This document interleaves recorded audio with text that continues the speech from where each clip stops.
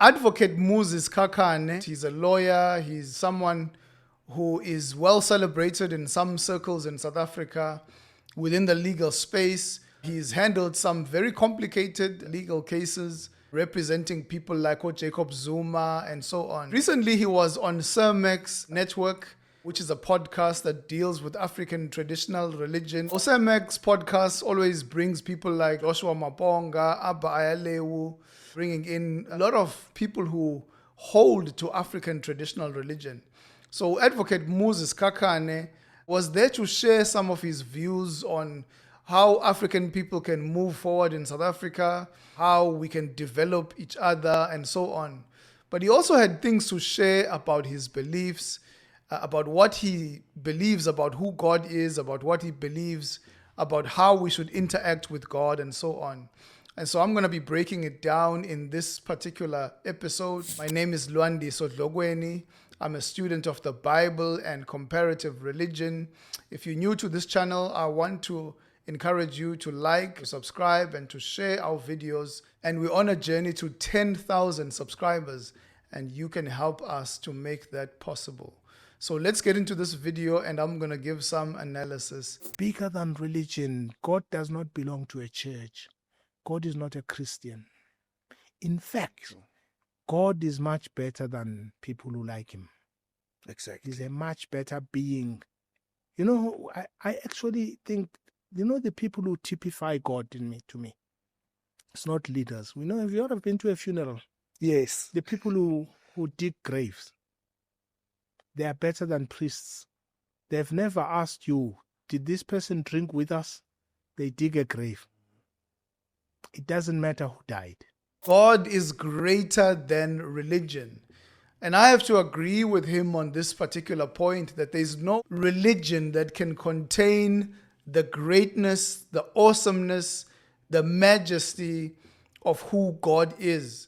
Human beings historically have often attempted to paint a picture of who God is, but there's no single religion that is able to contain fully and explain fully who this great big God is. Even though I'm a Christian, but I still do believe that God is still greater and bigger than even what we see in the Bible, that we have a clear picture of who God is, but it's not the full totality of who God is.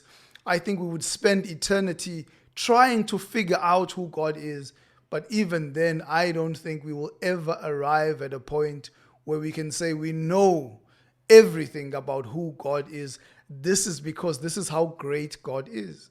Even when Jesus comes to the world, there were not even enough books that could even contain the things that Jesus did when he was in the world. But can we imagine this God who was there before the world was made, who created the world, who spoke the world into existence? We cannot even begin to imagine just how big and just how great God is. But however, a lot of people, when they are saying God is bigger than religion, all they're actually saying is God is bigger than Christianity.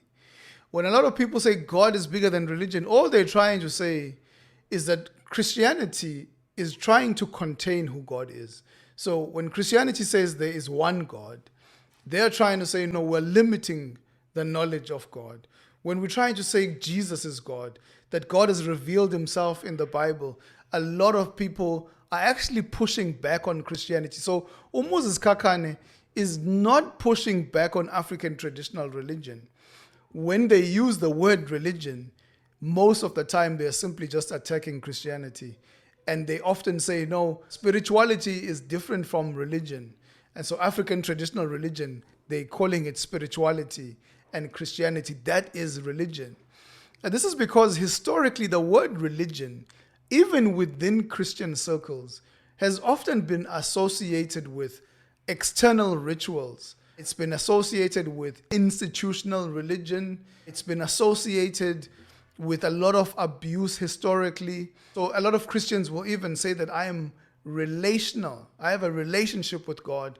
I'm not religious. And so a lot of people even today are rejecting the institutional church.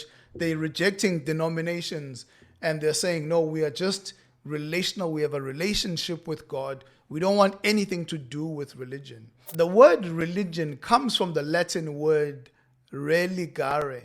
And religare basically means to reconnect or rebind something. Now, you rebind something that was bound before, but then was disconnected at some point. And so the work of religion seeks to reconnect, seeks to find that which was lost and brings it back into alignment. Now, by that definition, whether you are talking about African spirituality, whether you are talking about Islam, whether you are talking about Buddhism, every single belief system is an attempt to reconnect human beings either with a divine figure, either with the ancestors, either with something that was lost. And so even advocates of African spirituality today are saying, let's go back to our roots. That is to rebind something.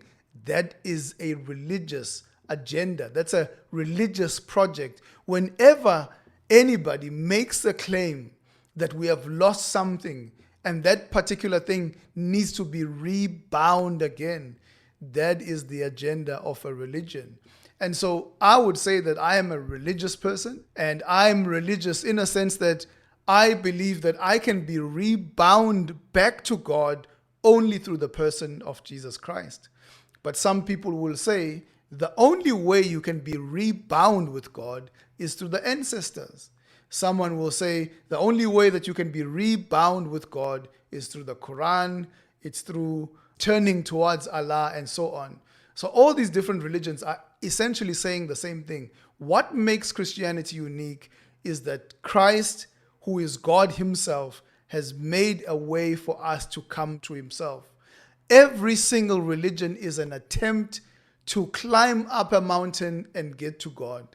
But remember, we opened this podcast by saying just how great and how big God is. Bigger than religion, God does not belong to a church. God is not a Christian. In fact, God is much better than people who like him. Now, this great big God is so great and so exalted that human beings, no matter what religion, are unable to come up to God. God is so holy. God is so great that we will never be able to meet his standards. We can never climb up to God and reach up to God. And so the only way that we can be rebound and reconnected to God is if God comes down himself to the world. And so we believe that for us, Christianity is the only way that we can truly be rebound and reconnected to God and be reconnected to our truest self. It's only because Christ came to the world and revealed to us this God who is hidden, this God who is unknown. And so now we know who God is because he has come down and revealed himself to us. So am I a religious person? Yes. Do I have a relationship with God? Yes, through Jesus Christ. And so am I a spiritual person? Absolutely. I'm also a spiritual person. So these are all one and the same thing. But however, historically, there's a new definition that has been developed to use the word religion. But these are all one and the same thing. Bigger than religion, God does not belong to a church. God is not a Christian. Now, this is one of my favorites, and people love to make the statement. Some people will say, Jesus was not a Christian. Jesus was a Jew. As if Christians believe that Jesus was a Christian. And this is such a, if I can just use the word, a very silly and lazy statement. This is like saying that Allah was a Muslim. This is like saying Buddha was a Buddhist, right? This is like saying Umvelingangi was a Sangom, right? So that's not what we mean as Christians. When we say we follow Jesus, we don't follow Jesus because we believe Jesus was a Christian. But a Christian is a follower of Jesus. And so Jesus cannot be a Christian because a Christian follows Jesus, follows his examples, follows his teachings.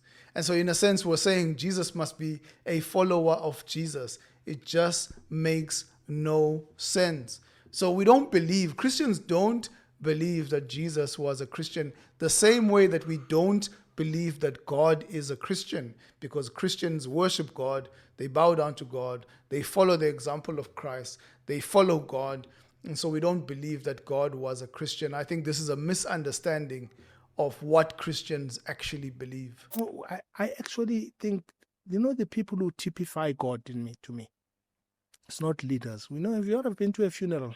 Yes. The people who dig graves, they are better than priests.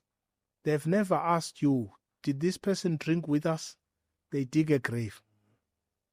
It doesn't matter who died. Muzi says that grave diggers are better than priests.